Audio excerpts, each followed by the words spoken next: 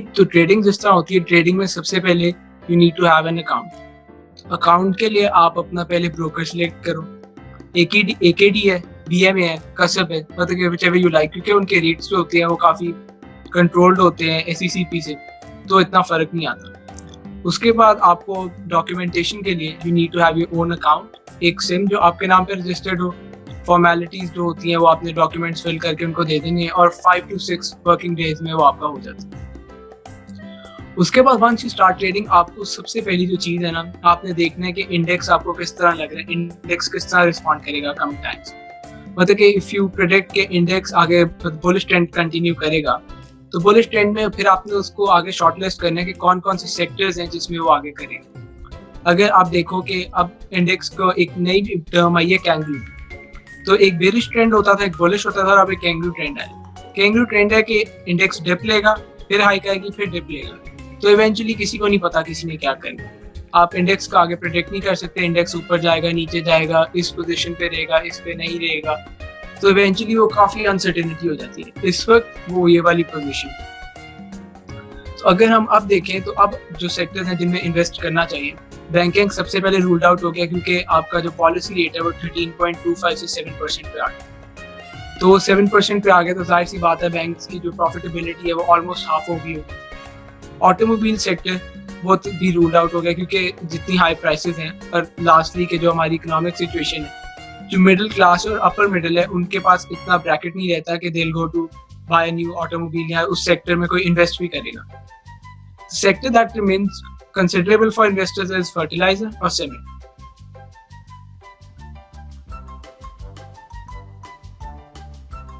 अच्छा, सबसे पहले जो मेन इंडेक्स जो कंसिडर होता है, जिसको ट्रेडर्स वगैरह हेवीली देखते हैं, वो KSE 100 है।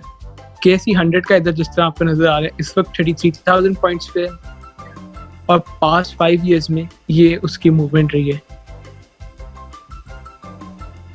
मतलब कि आप देखें तो अगर 2015 में जिस लेवल पे था ना, मोर और लेस अभी भी उस लेवल पे है।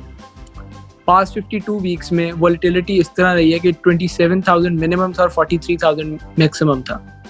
तो इवेंचुअली आप देखो अभी वो बिल्कुल एवरेज पे ट्रेड कर रहा होगा दोनों की, और ईयर चेंज जो है 18% है। उसके बाद जो अगले प्रोमिनेंट इंडेक्स है, एक KSE 30 है, वो टॉप 30 स्टॉक्स का होता है जिनकी वेटेज जो इंडेक्स में सबसे ज़्यादा है। उसके बाद KMI 30 है। KMI 30 जो होता है वो इस्लामिक शरिया कंप्लाइंट स्टॉक्स का होता है, और उसकी रेंज भी मतलब कि जिस तरह बाकी स्टॉक्स फ्लक्चुएट किए हैं तो पूरा इंडेक्स भी उसी तरह फ्लक्चुएट कर रहा है। और इसके अगर आप नीचे स्क्रॉल डाउन करें तो ये मार्केट परफॉर्मेंस जो है, इसमें आपको एक्टिव स्टॉक नजर आ रहे हैं। एक्टिव स्टॉक जो है वो सबसे ज़्यादा ट्रेड हुआ है। फॉर एग्जांपल अगर हम लोग VTL देखें, VTL वर्ल्ड कॉल है, तो वर्ल्ड कॉल की सिर्फ आज की वॉल्यूम जितनी ट्रेड हुई है वो 19 मिलियन थी, हम की 13 मिलियन थी, क्योंकि वर्ल्ड कॉल को आज ARY ग्रुप ने एक्वायर कर लिया है। तो इस वजह से शेयर की पहले प्राइस थी 0.880 और अब उसकी 0.87 हो गई है। मतलब कि 8.75% का इंक्रीज जो है वो सिर्फ एक दिन में आया। और इसका जाहिर सी बात है, जिस तरह बाकी होते हैं, लेट मी शो यू,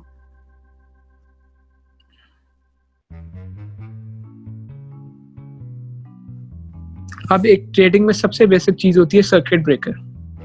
जो वर्ल्ड कॉल था स्टॉक था, उसका सर्किट ब्रेकर एक्टिव हो गया था, जिसकी वजह से उसकी ट्रेडिंग जो है रुक जाती है। इधर जिस तरह आप देख रहे हो 54 और 63, अगर एंग्रो का शेयर 54 पे गिर जाता है या 63 पे हाइक हो जाती है तो उस दिन के लिए उसकी ट्रेडिंग रुक जाएगी। उसी तरह जो नीचे है आपका PE रेशियो, जो है PE रेशियो ये दिखा रहा होता है कि इन्वेस्टर्स जो है एक पर्टिकुलर स्टॉक में कितनी ग्रोथ एक्सपेक्ट कर रहे हैं। अब जो एवरेज जो है पाकिस्तान स्टॉक एक्सचेंज का जो एवरेज रेशियो है वो 8.0 है। तो अगर 8.0 से नीचे हो तो प्रेफरेबली उस स्टॉक को अवॉइड करते हैं लोग फॉर शॉर्ट टर्म, क्योंकि इन्वेस्टर्स उसमें इतनी ग्रोथ नहीं एक्सपेक्ट कर रहे होते। जो प्रेफरेबल रेंज है वो 8 to 12 है। 12 से एक्सीड कर जाए फिर भी उसमें वॉलेटिलिटी बहुत ज़्यादा आ जाती है। सेकेंडली, जिस तरह ये इधर वॉल्यूम लिखा हुआ है, 1 मिलियन जो वॉल्यूम है ये एक दिन में ट्रेड हुई है। कुछ स्टॉक्स होते हैं जो पेनी स्टॉक्स होते हैं, उनकी वॉल्यूम जो है 10,000, 20,000, 30,000 पे रहती है। तो आप उसको ले लेते हो, उसकी हाइक होगी तो उसकी कभी वॉल्यूम 100,000 पे चली जाएगी, कभी 200,000 पे चली जाएगी। लेकिन इवेंचुअली जब इन्वेस्टर्स को समझ आती है कि इसके फंडामेंटल्स नहीं है बिल्कुल भी, तो स्टॉक ट्रेड ही नहीं हो सकता। आप उसको बेट करने के लिए रखोगे, कोई नहीं उसको खरीदेगा। लास्टली अगर हम इस शेयर को, एंग्रो फर्टिलाइजर को देखें, 2015 में इसकी जो प्राइस थी, जो पीक पे गई थी, वो अराउंड 94 थी। इस वक्त इट्स ट्रेडिंग अराउंड 58। अब इसमें देख सकते हो कि इसका टोटल बेरिश ट्रेंड आया है। बीच में थोड़ी बहुत हाइक्स आई थी, और ये बीच में हाइक्स इस वजह से आती है कि जब ये डिविडेंड अनाउंस करते हैं तो इसकी प्राइस के अंदर जो डिविडेंड की अमाउंट होती है वो इंक्लूड हो जाती है, तो उस वक्त हाइक आ जाती है। बाकी जब ये डिविडेंड नहीं अनाउंस करते तो यहाँ वो डिप होता है, तो यहाँ वो 59-60 के पास ट्रेड कर रहा होता है।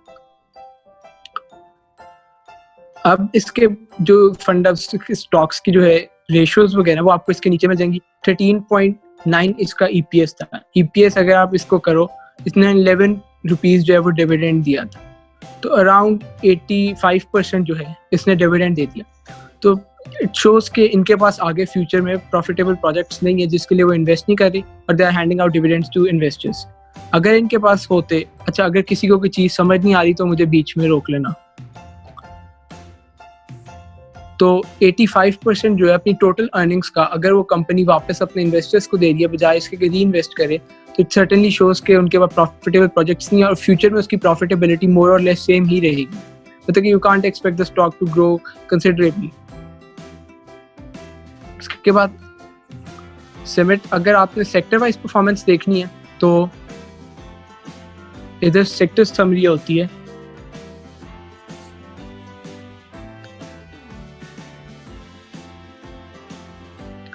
तो इस सेक्टर समरी में आपको इधर एडवांस जो है, एडवांस से पता चल रहा होता है कि कौन सा जो इस सेक्टर के कितने स्टॉक्स जो हैं वो अपने क्लोजिंग से आगे गए हैं और वो पॉजिटिव में रहे हैं।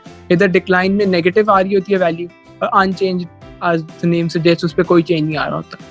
और लास्टली उनकी जो ग्रोथ, जो सेक्टर का अपना इंडेक्स है, जो सीमेंट सेक्टर है उसका इंडेक्स अपना है, फर्टिलाइजर सेक्टर का अपना इंडेक्स है, और हर सेक्टर का अपना इंडेक्स है। उसमें आपको पता चल रहा होता है कि पर डे चेंज कितना हुआ है और सबसे ज़्यादा वॉल्यूम जो है वो किस सेक्टर में आई है।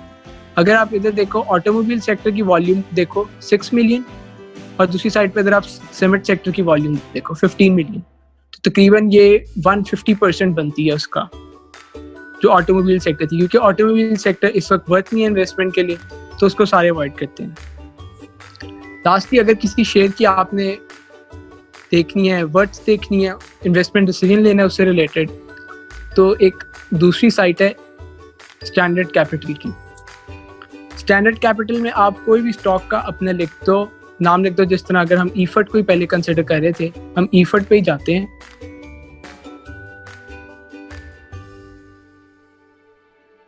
और इधर आपको पता चल जाएगा कि उसका लास्ट ईपीएस कितना था, उसकी एक्सपेक्टेड अर्निंग ग्रोथ कितनी है। मतलब क्या फर्टिलाइजर की, ईफर्ट की एक्सपेक्टेड अर्निंग ग्रोथ है वो -70% आ रही है, और उसकी जो प्राइस अर्निंग ग्रोथ में जो होगा डिफरेंस होगा वो मल्टीप्लाई -0.2 का आ रहा है। और दूसरी साइड पे अगर आपने देखने के स्टॉक अंडर वैल्यूड है, ओवर वैल्यूड है, तो बिल्कुल नीचे इक्विटी रेशियोज में उसकी बुक वैल्यू चेक करेंगे। बुक वैल्यू एंग्रो की इस वक्त 32 आ रही है, और जो है इसकी मार्केट वैल्यू है वो 59 आ रही है। तो बुक वैल्यू के लिहाज से ये स्टॉक जो है ये ओवर वैल्यूड है, लेकिन बुक वैल्यू इटसेल्फ कंसिडर नहीं होती आपको सारे, क्योंकि बुक वैल्यू आपकी वो जो होती है फेयर वैल्यू उसको रिप्रेजेंट नहीं कर रही होती, तो आप इस पे कम्प्लीटली रिलाई नहीं कर सकते।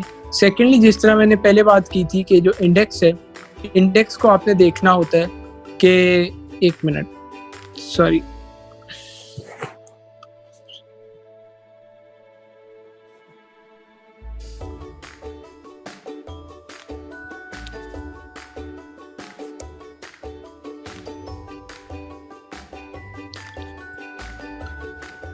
स्टार्ट हो गया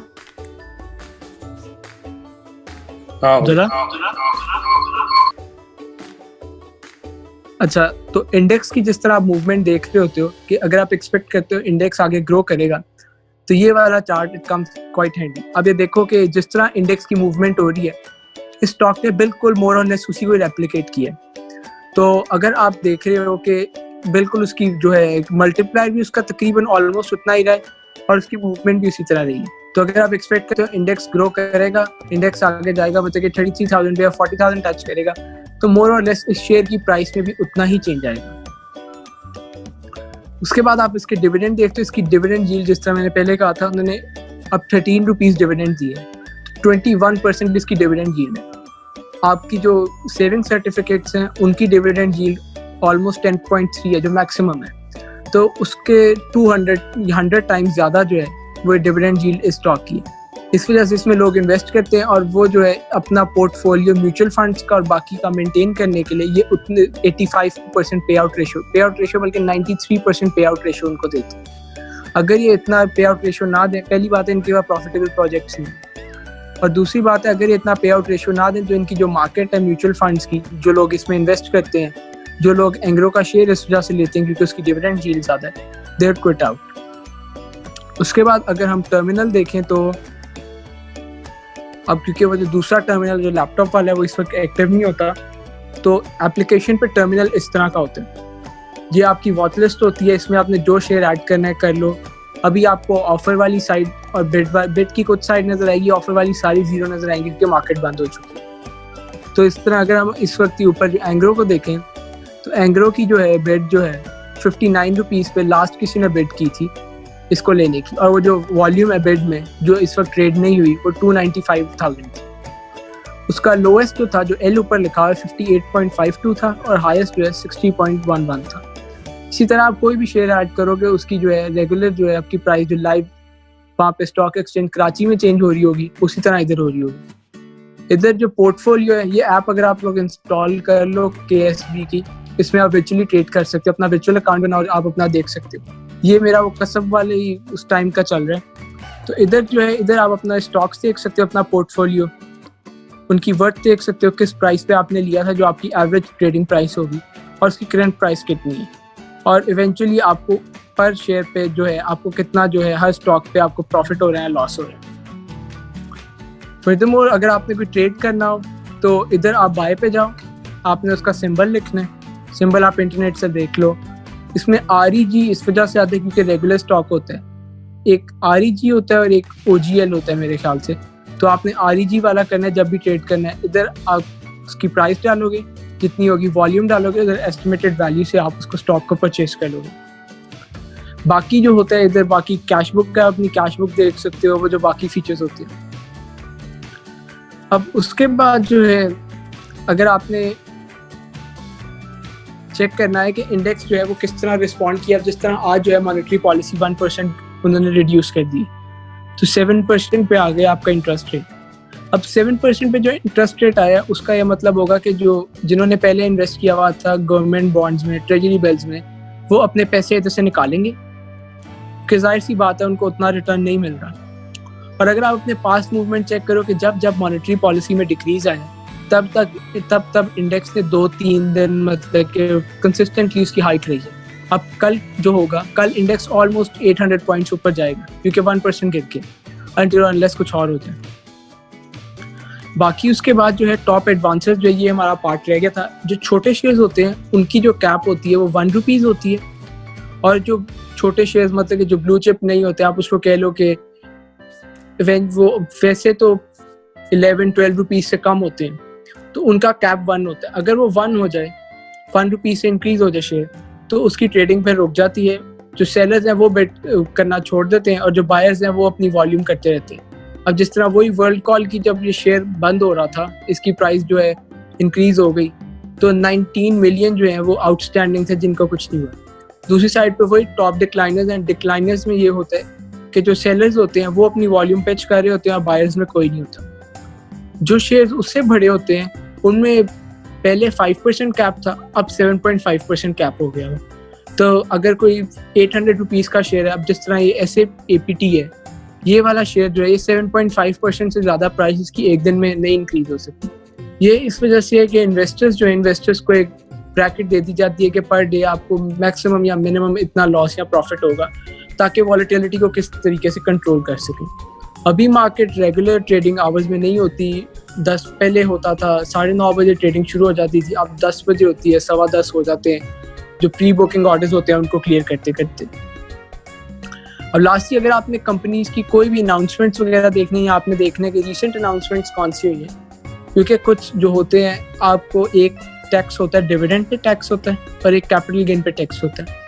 तो कुछ लोगों को डिविडेंड पे जो टैक्स है वो काफ़ी ज़्यादा पड़ता है as compare to capital gain.